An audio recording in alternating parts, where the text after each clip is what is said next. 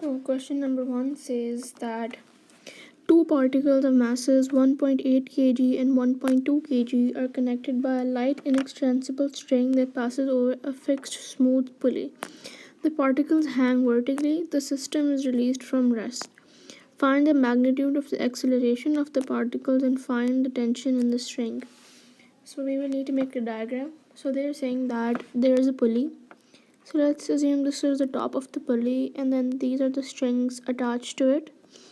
And then it is saying that there are two particles. Let's say the first particle is particle A and the second particle is particle B. So they both hang vertically, and the first particle's weight is 1.8 kg. That means that they will exert a downward force of 18. The second particle, which mass is 1.2, thus will exert a downward force of 12. Now there is also tension in the string, and the tension applied on the right side of the string will be the same one on the left. So first we need to find out the direction of the motion. So we see that this 18 is greater than this 12. That means that the pulley will move downwards, like A will move downwards and B will move upwards.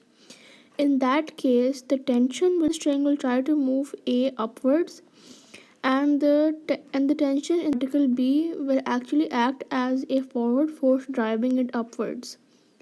The magnitude of this tension is the same.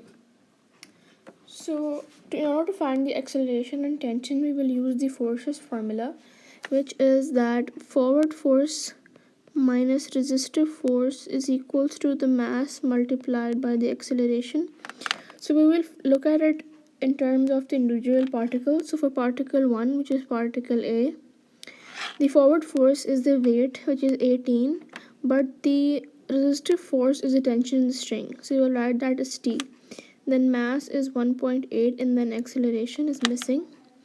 As for particle B, the forward force will be the tension in the string, and the resistive force will be the weight of the particle which is pulling it downwards. So that will be 12. And then this is the mass, and then the acceleration is missing. This acceleration for both particles is also the same since they're connected. So these two are simultaneous equations. So this minus t and plus t can be cancelled out, leaving the other terms to be added. So 18, that means that 18 minus 12, which is 6, must be equals to 1.8 plus 1.2a, which is equals to 3a. Divide 3 by both sides, we get that the acceleration is equals to 2 meters per second square. Now we can use this value of a and insert it into any of these two formulas. So let's say I use the first one. So 18 minus t is equals to 1.8 times 2. That means that 18 minus t is equals to 3.6, making t is equals to 18 minus 3.6, 14.4. So that means the tension is equals to 14.4 newtons, and the